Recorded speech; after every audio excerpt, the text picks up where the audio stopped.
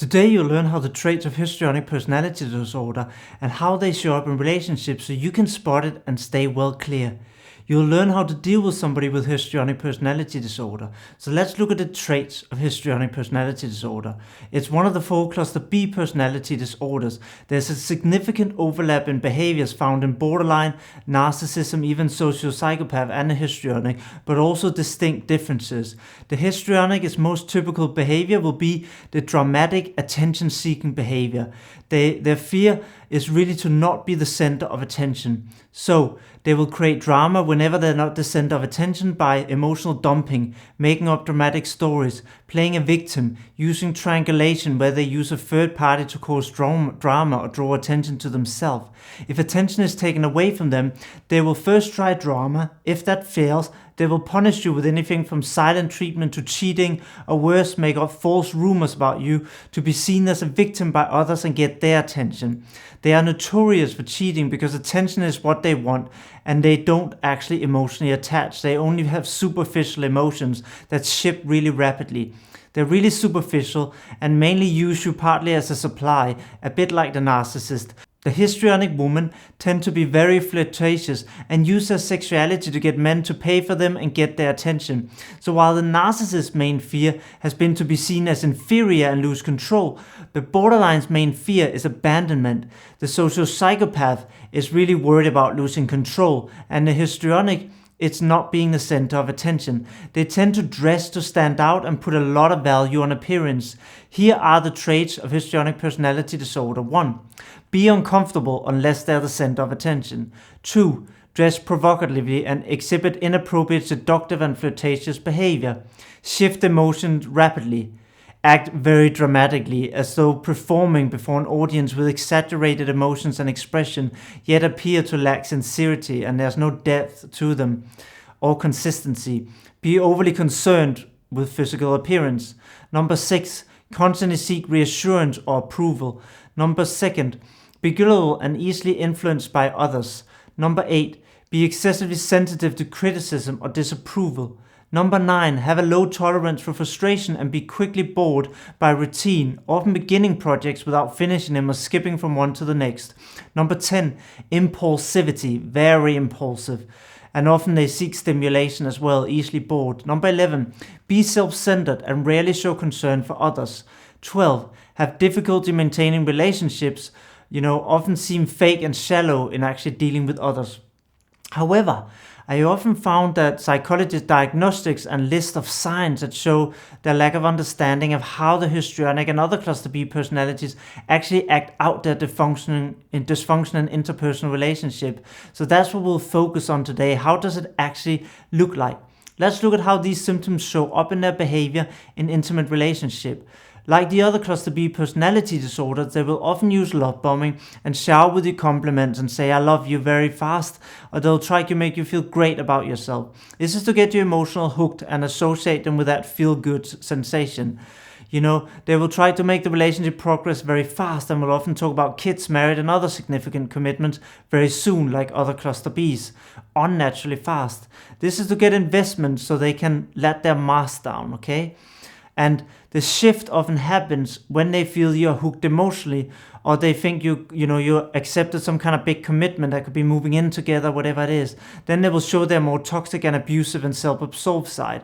Since they're very shallow and easily influenced and don't have a strong sense of identity, they'll often mirror your likes and go along and pretend they like what you like. Again, it sucks you in as you think you found a compatible partner who likes the same. So you invest emotion in this fantasy. Only later will they show that they did not like your interest that much. But of course, you're already attached to them by then. It's harder to leave. They tend to talk about a future fast together, places you will go travel together, or where you'll have sex together. Again, this makes you buy into this fantasy and invest in that you hope to get in the future. Again, they're very flirtatious and use sex a lot as a tool. As is typical across the spectrum of cluster B personality disorder, you can expect plenty of victim stories, emotional dumping of apparently horrible things that has happened to them. They're always the victims in their stories. The histrionic is also very superficial, so if you ask them in-depth questions, they tend to avoid them because there's little substance and stability to the identity and emotions that they show early on. They don't attach and see you as a supply like the narcissist, and so can leave you in an instant and feel nothing. They can seem very cold when they leave. This erratic split is also, known in all the cluster Bs and their dysfunction, as it's just that they do not attach. They don't attach, so they never really feel the emotional investment except to the extent of the supply that they feel they lose. That might be what they're grieving. They don't mourn you, they mourn what they lost, what you used to give them, the supply they had from you. The histrionic has many overlaps with narcissism. Some argue it's a subcategory to narcissism. I don't have an opinion on this, and it makes little difference to your experience and healing. They are incredibly entitled and feel it's only their need that matters.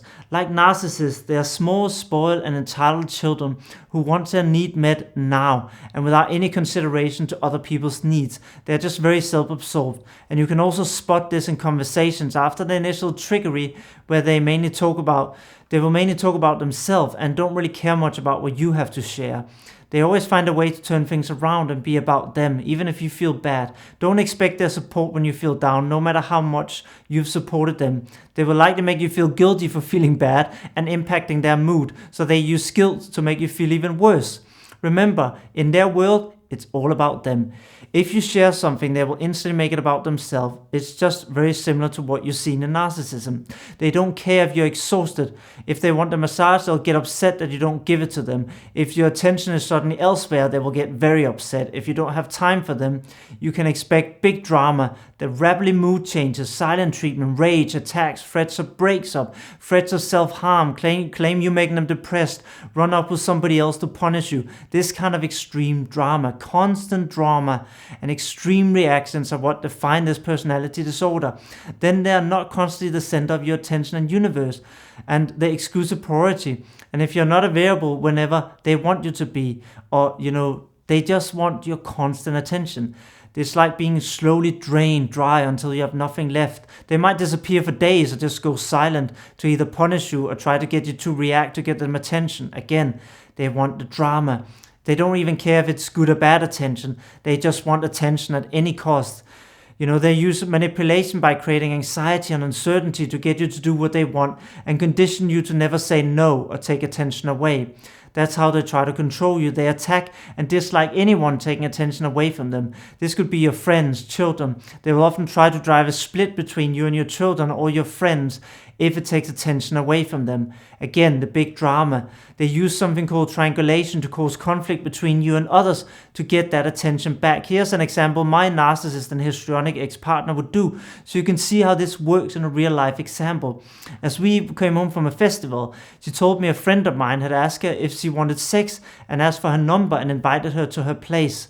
That sounded very strange to me, as my friend lived with his girlfriend and is a very loyal guy with great integrity. So I asked him after she left, and he told me a very different story that made much more sense. She talked badly about me behind my back, which is common for cluster Bs, and then asked him if she should leave me. He'd ask if we'd already been intimate to know how much we had emotionally invested before he gave his advice, and then she gave her number to him. So she set him up to try and use this as triangulation to create jealousy, make me jealous, get my attention in that way, and create a drift between me and my friend. It was a setup to create conflict, drive my friends away and isolate me by creating a drama, and then get my attention that way. I was not surprised when I found out that her best friend also blocked her because he tried a similar lie and triangulation with her. And, her ex also had a restraining order against her. So it's a pattern. When I exposed her, she threatened to destroy me, her exact words. You can learn more about histrionic in my online program and how to spot and avoid them. So let's see a little bit about how to deal with a histrionic. If you end up with someone you think has histrionic personality disorder, you first have to understand that they don't think there's anything wrong with them. They will always think you're the problem, so they will not change. Again, typical of most cluster B personality disorders.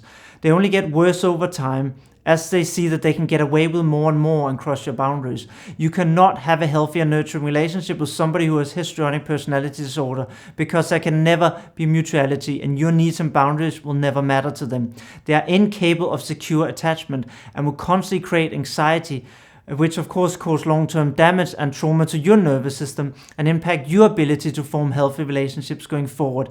Get out, go no contact. It's your best option. If you can't leave, then gray rock and have clear boundaries, your second best option. I've already done videos on this in detail. So that's it for today.